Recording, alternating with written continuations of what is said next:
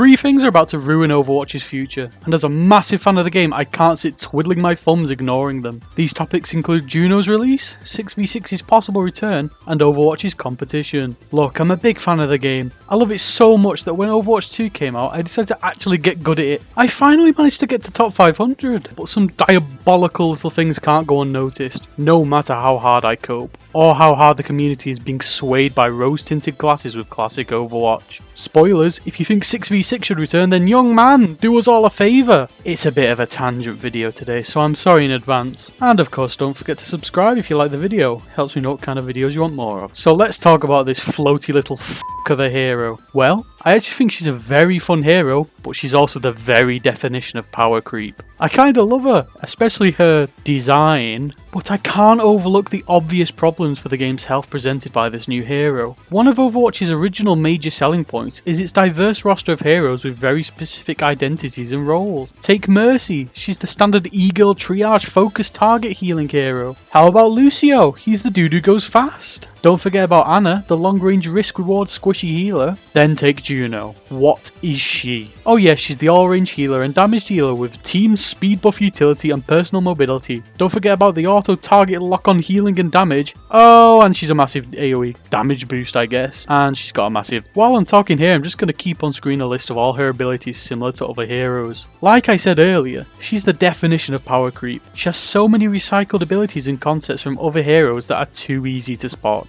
Her kit is extremely overloaded, which yes is very fun and not a big deal right now, but power creep is a massive damaging factor in a lot of games, especially highly competitive games like Overwatch. When you start making characters like this, you run into the pitfall of having to one-up yourself all the time, almost like jumping the shark. From here, you run the risk of having to introduce more mechanics to the game to give new heroes new purposes, and that's just to keep things fresh. This can impact the learning curve for new players and also bloat the game, making it harder to balance properly too. Like, imagine being the dev tasked with balancing Juno whilst your co-worker gets tasked with tweaking Mercy's healing numbers. But it's not just me who's worried about Juno. How about we hear it from a professional? Well, I'm in one of your YouTube videos, so my opinion's valid no matter what you say. Juno is a smackhead. So how about we talk about the possibility of 6v6 returning to the game through fucking stupid popular demand? Why are the devs even experimenting with this idea and enabling this stupid behaviour? I'm telling you now, if 6v6 returns, that's it. I'm done. I've stuck with Overwatch all this time in this horrible little toxic relationship. Hell, I've been having more fun on League of Legends lately, and that's saying something.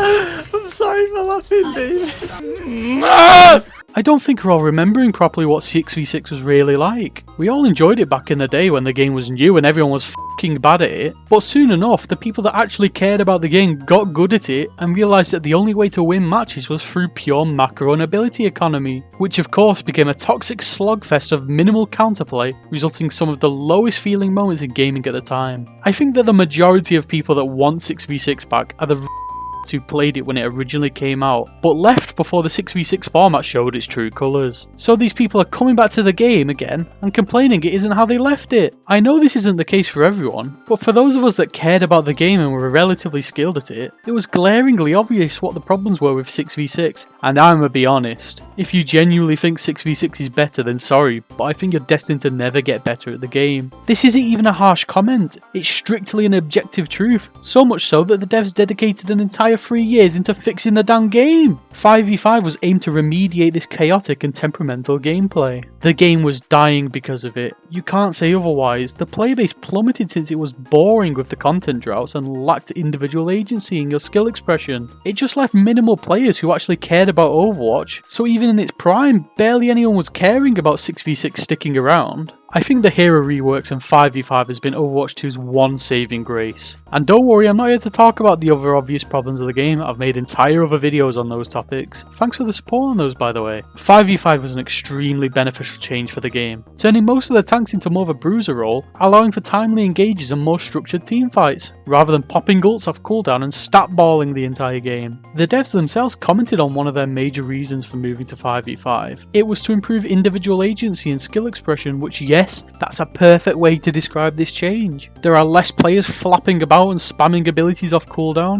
so the game is a lot more structured and methodical, whereby you have the breathing room to make your plays and assist your team with their plays too. The game is balanced for 5v5 now, with superpowered bruiser tanks and overall number and stat tweaks. Hell, even the recent armor update will be a nightmare to balance due to having to account for the increased health pools. The damage roll will just die. If you've seen my other video about damage players, you'll know that they will absolutely fumble. Why do people desperately want 6v6 back, when the objective truth is that it was just a worse version? Firstly, the game was toxic and chaotic with 6v6, and any good loyal player would know this. Secondly, the balance changes that come with reverting back to 6v6 would kill the game and alienate loyal players. Finally, the game would just be in the same predicament it is now, with its currently dissatisfied player base with the recent detrimental PvE cancellation and monetization issues. One extra player a team with an already dwindling player base because of those issues is going to do nothing but worsen the queue times 2. Relating to the current player base's dissatisfaction with the game, it's time to move on to our next topic. Since Overwatch 1 took the world by storm, many of companies fled to the hero shooter genre. As we know, Overwatch burned out and eventually Overwatch 2 came out to fairly positive reviews from a gameplay perspective. But in this bloated market of free-to-play shooters with battle passes and grindy ranked systems, Overwatch 2 is kind of fighting for its place even now. Since the majority of the core player base left the game back in Overwatch 2, even for them who loved Overwatch, would likely have devoted more time to other games in the market by now. I myself am guilty of it, and like I said, I'm coped up on copium for this game still. In that time, I've moved on to other games like League of Legends, Rainbow Six Siege, you name it. Not a lot of people have that much time for games anymore, yet alone a dying game. Let's bring this to the present day, and let's do a little hypothetical. What if, say tomorrow, Overwatch 2's player base grew to what it once was in its golden era back in 2016ish? What is the game offering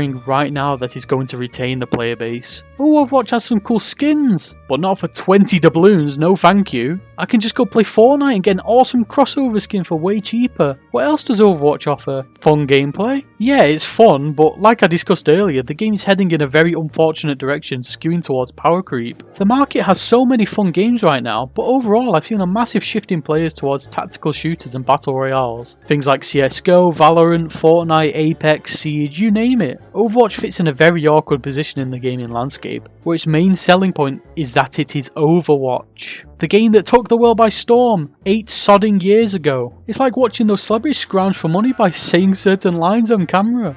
There's a birth gay boy among us. Totally poggers. Overwatch's player base nowadays is mainly people like me who genuinely like the game but are coping out of our minds, or it's people who are new to the game because of the glorified rebranding to Overwatch 2. Its loyal player base is slowly dying, and the new surge of players is just going to gradually lessen as they devote their time to other games in the market that they're used to. That's just unfortunately the gaming climate we live in. I mean, I'm not long for this game. I didn't even finish this battle pass. I was that bored. A certain little game came out by, I don't know, has gotten my full attention lately. I wish I could talk about it, but you all know what it is. I apologise again that today's video was mainly a rant. I'm just very frustrated with Overwatch lately, and as a massive fan of the game, I feel like I have a responsibility to address some of these points I find concerning, and hopefully you guys can share some of your thoughts in the comments as well. Thank you.